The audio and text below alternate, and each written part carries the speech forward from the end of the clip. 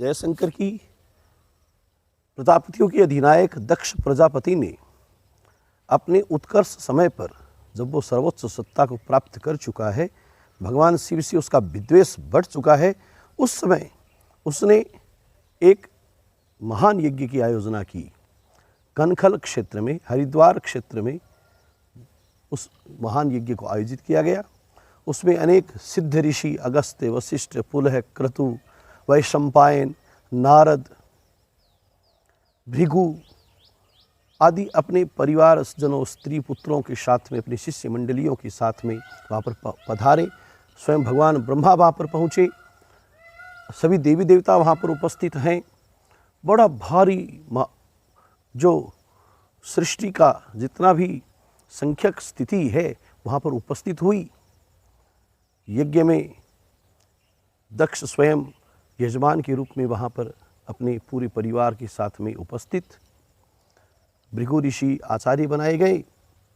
यज्ञ प्रारंभ हुआ, सबको बुलाया गया, लेकिन अभी तक न तो भगवान शिव को बुलाया गया है, न कपाली की पत्नी होने के कारण से अपनी पुत्री सती को भी दक्ष प्रजापति ने नहीं बुलाया।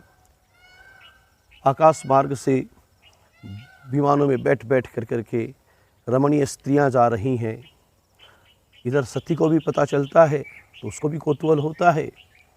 भगवान शिव ने कहा कि देवी, तेरे पिता मेरे से विद्वेष करते हैं, इस कारण से हम दोनों को नहीं बुलाया होगा।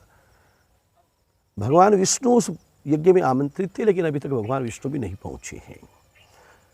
यज्ञ जब प्रारंभ हुआ, स्वस्ति वाचन आदि की क्रियाएं प्रारंभ हो चुकी हैं, तो शंकर के भक्त थे दधीच ऋषि।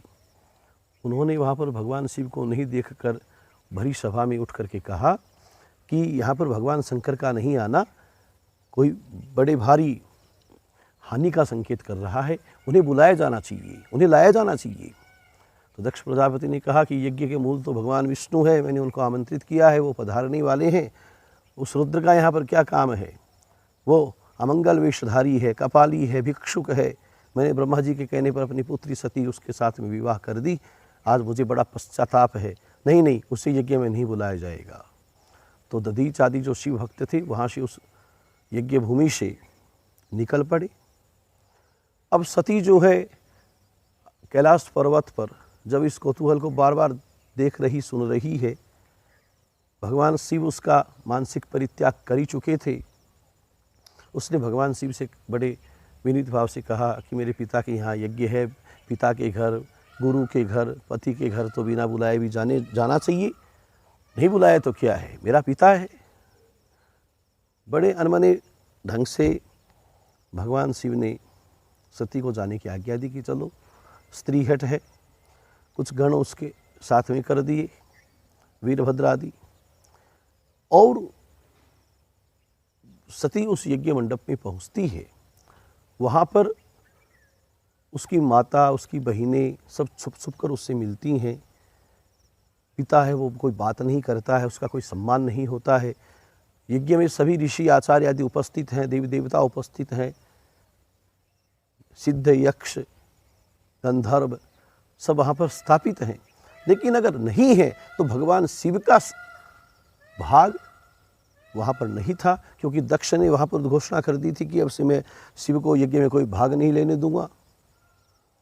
तो भगवान शिव का कोई आसन, भगवान शिव का कोई सम्मान नहीं देखकर सती जो है वो क्रोधाग्नि में जल उठी और उसने अपनी योगाग्नि के माध्यम से अपने पिता को धिक्कारते हुए कि मुझे दाक्षायणी कहते हैं, तुम दक्ष हो, इस कारण से मैं आपकी अयनी हूँ, आपसे मेरा संबंध है, मुझे बड़ा लज्जा का अनुभव हो रहा है पिता। धिक्कार है तुम्हें कि आपने मंगल वेशधारी भगवान शिव को दुर्वचन कहे, उनसे द्वेष रखते हो। और देखते देखते कनखल क्षेत्र में आयोजित उस महान यज्ञ में जो माँ सती है वो आज यज्ञ की अग्नि में, योगाग्नि के माध्यम से जल कर करके भस्मीभूत हो जाती हैं। सती के देह परित्याग की घटना से उस यज्ञ में हाहाकार मच जाता है, हर कोई स्तब्धित और देखता रह जाता है कि ये क्या हुआ। और शिवगण जो वहाँ पर उपस्थित थे उन्होंने उस यज्ञ को विध्वंस करना प्रारंभ किया। जो रिभु लोग थे उन्होंने यज्ञ के बचाव की प्रक्रियाएं अपनाई, लेकिन यज्ञ में हाहाकार मच चुका है। तुरंत एक आकाशवाणी हुई कि पूजनीय व्यक्ति का सम्मान नहीं करना अमंगल या हानि का परिचायक है। हे देवताओं, आप लोग अपने इस यज्ञ से बाहर निकल जाओ, अन्यथा आप सब विनाश को प्राप्त होगे। ये स्थान, ये यज्ञ और ये दक्ष सब नष्ट होने वाले हैं।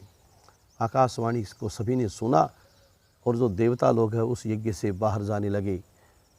शिवगणों ने उस पूरे यज्ञ कुंड को भस्म शाला बना दिया और यज्ञ की अग्नि है वो निर्भुज हो चुकी है, उसमें कोई प्रज्वलनता नहीं रही। यज्ञ का जो दुष्परिणाम कभी तक आ ही नहीं पाया था अभी तक, वो आज सामने दिखाई पड़ रहा है कि दक्ष प्रजापति अपने अभिमानता के कारण से कि मैं सर्वोच्च पद पर हूँ, मैं ब्रह्मा का पुत्र हूँ, मुझसे श्रेष्ठ कौन है, शिव मुझसे श्रेष्ठ कैसे हो सकते हैं, आदि आदि अनेक उसके जो कुविचार थे, आज उनके कारण से, उस घमंड की प्रबलता के कारण से वो विनाश को प्राप्त हो रहा है। जय शंकर की।